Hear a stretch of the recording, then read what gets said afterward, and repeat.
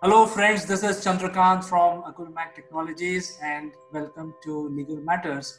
And friends, as you know, that we invite distinguished jury, judges, and lawyers to our program, and we discuss about the legal aspects which affect the general public and people of India and citizens of India.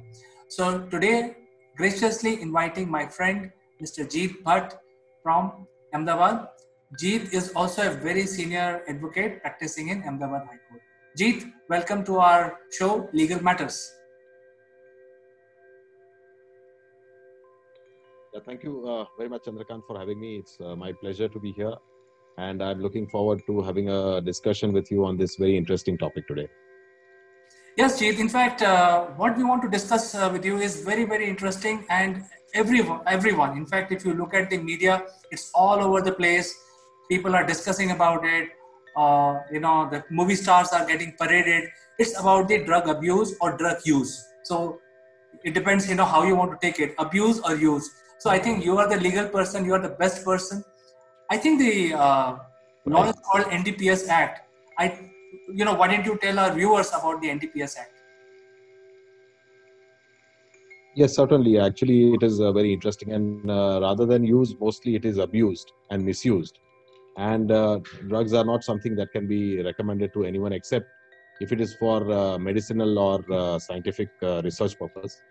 But it's an interesting enactment, and it has some history which I would also like to throw some light on. As the NDPS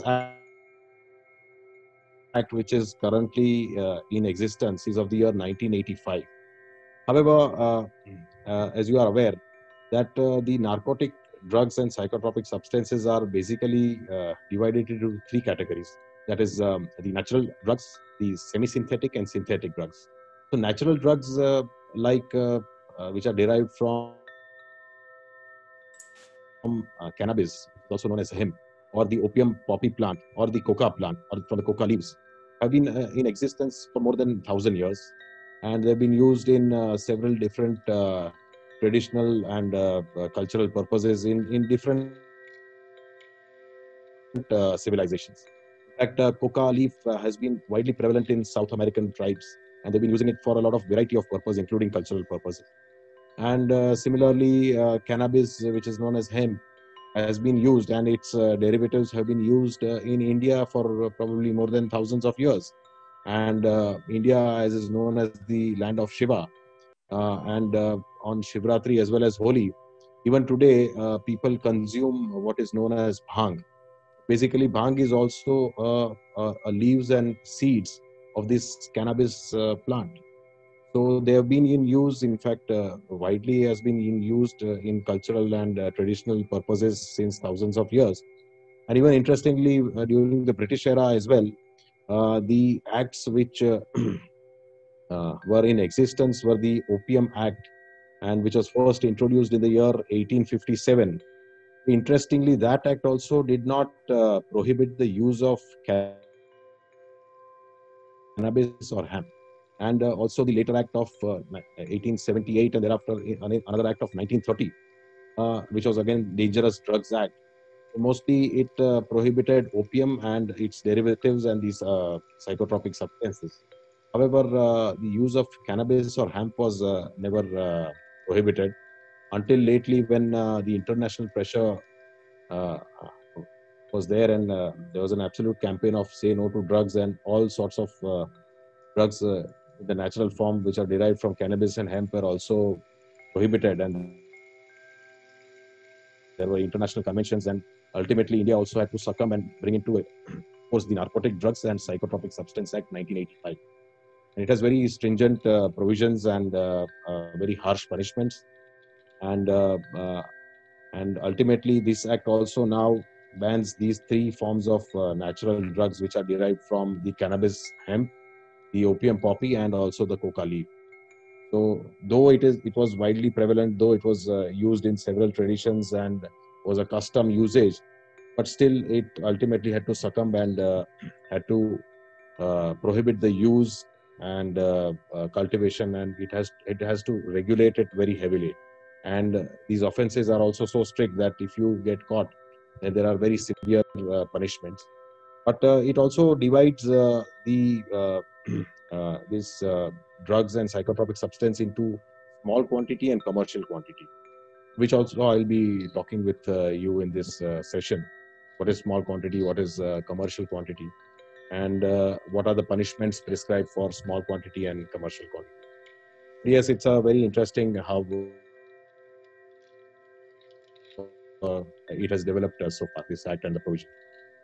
So, Jeet, you have put very nicely about the history of this particular the issue that we have at hand, and Right. I think by and large there are many countries which has imposed death penalty if you are found with drugs. So there are some Right. strict, very strict laws, and India also has very strict laws. But what we are seeing Right. nowadays is a lot of educated people are, using it, and I'm sure a lot of people know that drug is a bad thing, drinking is a bad thing, smoking is a bad thing. So these bad karmas or Right. bad, these things are bad. So that is why people say don't smoke, don't drink, and then obviously having drug is definitely very very bad. In spite of, you mentioned culture. Now, in spite of having as part of the culture, it was never considered as a very good thing, getting into narcotics. So Right. why you, I don't know whether you will like to dwell into this subject where the educated class or really the creme de la creme is now getting into the drug abuse. Is there a reason Yes. this drug Uh, abuse? well, basically, if you see now, though 80s, 70s was a different era, but now even a lot of countries which had heavily tried to restrict these drugs like cannabis, hemp, have now, in fact, taken a different turn and has now legalized and regulated the use of cannabis in a lot of countries, like Canada and Netherlands also has regulated its and permitted the use of cannabis. Also, USA, a lot of states have now relaxed their provisions regarding the use of cannabis. So, but though of course, it can't be recommended, it can't be prescribed, or it can't be said that everybody must do this. Ultimately, it's a personal choice, and every individual has an autonomy to decide what is best for him, and that privacy and that decision should be left. That is what my personal belief is. Be left to each individual, and the state, though, has an important role. Of course, it must be seen that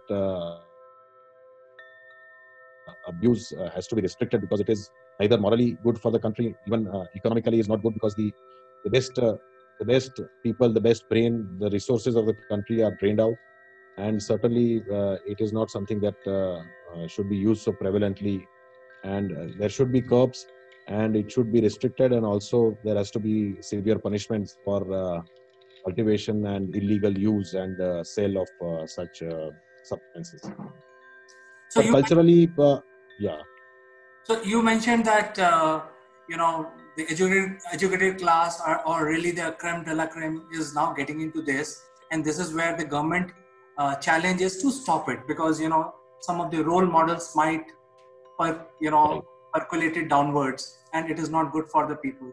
So how much is the quantity? Is it permitted at all? First question, and part two is there a limited quantity that people can have legally? Well, actually, no quantity is a permissible quantity, except it is for the use of for medicine or for scientific purpose. There are authorities prescribed from where licenses have to be procured, and based on such licenses, the permissible use can be done for medicine purpose.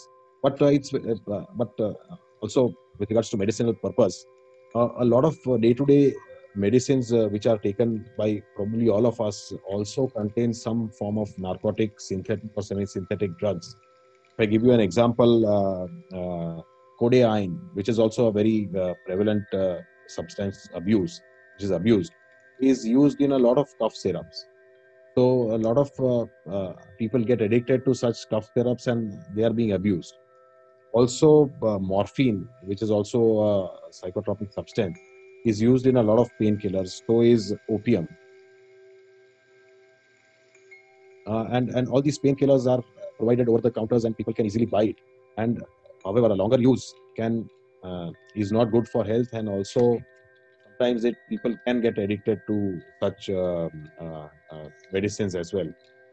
So I would say that every individual has some or other way has consumed these drugs, but purposefully doing it for recreational purpose alone and then getting addicted and being abused by this drug is something which has to be regulated. And yes, as the government is now coming down on all these celebrities, because as you said, they are role models and people look up to them. If they get into such activities and openly do it, then yes, that will create a big problem for the country and the future of this country. So what is permissible limit you were asking, and what is the is there any limit which can be permitted? According to the Act, the NDPS Act has classified these limits into small quantity and commercial quantity.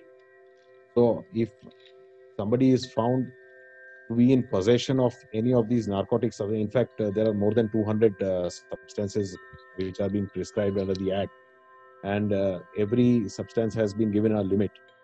So, for example, if you say weed, which is known as ganja or derived from cannabis plant, the small quantity is prescribed as 1 kilogram, and more than 100 kilogram is prescribed as the commercial. So, if somebody, it is not that it is legal or it is permissible to have less than 1 kg. It is also an offense to have even 1 gram. The difference is this, that if you are found with lesser amount than prescribed for small quantity, the offense is not so serious, and the maximum punishment prescribed would be less than 1 year or a fine up to 10,000 rupees.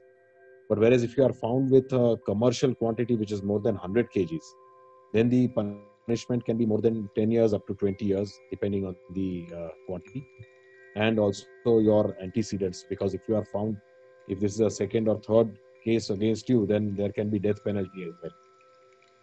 But I may just quickly go through the provisions. If I can just, what is the quantity prescribed for small and commercial quantities? So the popular, which you might be aware of, the drug called cocaine. For cocaine, small quantity is 2 grams, whereas commercial quantity is more than 100 grams. If a person is found to be in possession of less than 2 grams of cocaine, then the maximum punishment which is prescribed under the Act is of up to 1 year. And if he is found having more than 100 grams, which is commercial quantity, then the punishment prescribed is more than 10 years up to 20 years. But if it is between 2 grams to 100 grams, then the punishment can be up to 10 years, any period of imprisonment up to 10 years. So another narcotic drug which is also popularly used is codeine, which I just said is used in cough syrups. So there the small quantity is 10 grams and the commercial quantity is 1 kg. So if somebody is found having less than 10 grams, then the punishment is much lesser, up to 1 year. But if it is found with more than 1 kg, then it is up to 10 years to 20 years. Also ganja, as I said, is 1 kg is the small quantity and commercial quantity is 20 kg. Heroin is also one of the mostly abused drugs, wherein the small quantity is 5 grams and commercial quantity is 250 grams. Another one popularly known as Mandrex, which is the methaqualone, known as methaqualone, wherein the small quantity is 20 grams and the commercial quantity is 500 grams. And morphine, which is also used in a lot of painkillers, is the small quantity is 5 grams and the commercial quantity is 250 grams. For all these drugs, the small and commercial quantity are prescribed under the schedule, and based on that, the prosecution presses the charges and the punishment is accordingly prescribed. This is the difference, but it is not that less than small quantity is legal or it is permissible and it can be used. It is absolutely an offense. Even a smallest quantity of any sort of narcotic, psychotropic is an offense. It is illegal. You can't use it. You can't sell it. You can't even have it in your possession. And the provisions are so stringent that even if it is found in your residence, in your car, in your office, or wherever it is found in your area which is in your ownership, then the law presumes that you had the knowledge that it was in your possession, and the law presumes that uh, it is with your knowledge that you had this sort of drug. Also, another why this is very stringent is that normally under the criminal law, the presumption of innocence is always upon the accused, and he is presumed to be innocent until found guilty. After the trial, ultimately the court decides whether he is guilty or innocent. Till then, the presumption of innocence is there. But in this act, it is a reverse presumption. In fact, he is proved to be guilty unless he himself tries to prove that he is innocent. Therefore, these are very stringent provisions and very strict punishment, harsh punishment, and law is also very strict in that. So, Jeet, I think you have put it quite nicely. It is not good to have any sort of narcotics with you or any connection of any sort. So, I think the message is very loud and clear coming from a person like you who is a legal luminary, telling the people that not to have anything to do with any sort of drug. Now, uh, I think you mentioned in the beginning that there is a culture issue, and bhang is used mostly. I mean, we know, I mean, during Holi, the bhang is used, and also we have the folklores and also the songs coming out, Right. uh, Right. which are promoting use of bhang. So, what is bhang? Is it a drug or it's not a drug? So yes, well, bhang is another controversial topic because basically bhang has been used since a long period of time, and it has some cultural importance as well because it is consumed during festivals like Holi and Shivratri. And the lawmakers have left a loophole, and very smartly so, because when the Act of 1985 came into existence, in the definition of cannabis hemp, they very smartly, I would say, did not include the seeds and leaves of the cannabis plant as a narcotic substance. If I may just quickly refer to this definition of cannabis, cannabis, what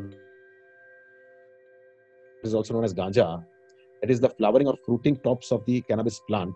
But the lawmakers excluded the seeds and leaves when they are not accompanied by the tops, that is the fruiting top. Fruiting top is the ganja. The what is derived from seeds and its leaves is usually what is mixed and known as bhang. So under the NDPS Act, the seeds and leaves are excluded, and therefore what is derived from seeds and leaves does not include in the definition of cannabis and is not a narcotic. And there are some judicial pronouncements of Rajasthan and Chandigarh High Court, which has also taken the view that consumption and possession of bhang will not be covered under the uh, NDPS Act and is not a narcotic. And therefore, you cannot prosecute someone if if he's in possession of bhang. But then every state has its own different enactments, and Gujarat basically has a Gujarat Prohibition Act, which has in its definition included bhang as a cannabis. Therefore, though NDPS Act will not be applicable if you are found having possession of bhang or if you are found consuming bhang, but you will certainly violate the Gujarat Prohibition Act and you will end up being in jail, not under the Narcotics Act, but under the Gujarat Prohibition Act. But under Rajasthan and some other states like Himachal Pradesh and Uttarakhand, I think NDPS Act would certainly not apply, and even state legislation does not put it as an offense.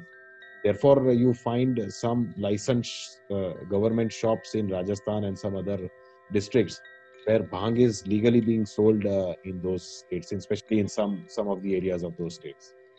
So bhang has been left out, and because of this cultural importance and the the attachment that it has to these festivals like Holi and Shivratri.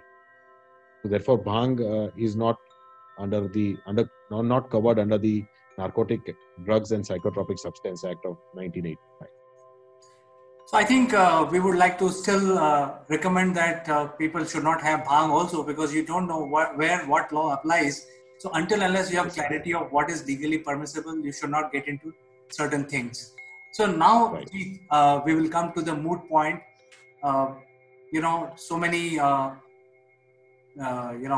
Bollywood people and senior creme de la creme is now getting paraded in front of National NCB, which is the prevention for National Bureau of Prevention of Narcotics in India. So, so basically, do you think they have committed some offense by exchanging the WhatsApp, which has been intercepted, or probably that has been shared in the public domain? Or do you think there is no offense? Well, it's difficult to say whether they have committed any offense or not, because if you see from what is coming through media, I don't think any celebrity has been found to be in possession of any drugs, because possession is one of the most important aspects to bring any of these offenses. Though use and selling and even permitting someone to buy will also be covered under the offenses. But they have not been found, I think, except what I come across through media reports is that Riya Chakrabarti was having possession of, I think, weed and some hashish, which was recovered from her possession. But that quantity was also very less, and that quantity cannot in any way be brought under the commercial quantity. So there was very less quantity, a small quantity, and also no other celebrity has been found to be in possession. And however, what investigations are going on is because some chats have been found where it appears that they've been referring it to something as drugs and talking about it. But with respect to if such chats and if some details come about, then the NCB, that is the National Bureau for Narcotics, are certainly, it is within their reach and jurisdiction to call for information, and they can call for witnesses. They can summon the witnesses, and the witnesses are under an obligation to provide the information or whatever knowledge that they have to share it. And ultimately, it is for the NCB to decide whether any charges are can be brought against all these celebrities or not.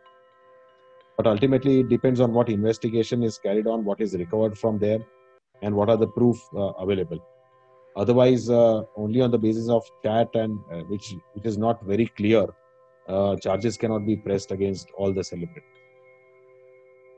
So, Jeet, some time back you mentioned that if the quantity is recovered, then there is a clear evidence available. And if the quantity is not recovered, is there a provision, or how does the law looks at the circumstantial evidence, which is some sort of, somebody says, hey, I've supplied the drug to this and this person. Will that hold any water? Confession, basically, confession to the officers of the NCB are admissible, and that depends on whether they come out and say the same thing before the court or not. Because their statements made to the NCB, though being admissible, will ultimately be put to test when they come and depose during the trial. During the trial, if they retract or say that this confession was under coercion or under force or due to duress, then that will depend on the other relevant evidence which has been gathered. So basically, confession under the Indian law is a very weak evidence, and only under the NDPS there are provisions that say that confession can be admissible, but that will also have to depend on other evidences which have been collected. Otherwise, under the Indian law, confession made to the police officers is absolutely inadmissible and cannot be used against the accused. That will be a very weak evidence. Yeah, so I think the last question we have in this program is, in that case, since there is no evidence to link the celebrity with the drug, do you think it is right to parade all the celebrity in front of media, in front of NCB? Well, it is within the jurisdiction of the NCB to call for information, to call for witnesses, those who they think have some knowledge of any offense having been committed. So it is not wrong to call them for investigation and to investigate or inquire from them and gather information which is relevant for the investigation that is going on. But unnecessarily trying to parade every other celebrity, I don't think uh, that is the intention of the, or that should be the intention of the NCB. But in order to gather information, they can certainly call for these celebrities and ask them and inquire from them and investigate them. So I think we had a very wonderful discussion today, Jeet, and I think our viewers would know about what is right, what is wrong, what is permissible, what is not permissible, and also a little bit about NDPS Act, which governs all these aspects. So it was our pleasure, and I look forward to meeting you again, discussing about some other legal matter very soon. Right. Thank you very much, Chandrakant. Even I had a it was very nice for you to call me, invite me for this session. I also really enjoyed the session. Thank you very much. You have a nice day and see you next time. Bye-bye. Right. Thank you very much. Bye-bye.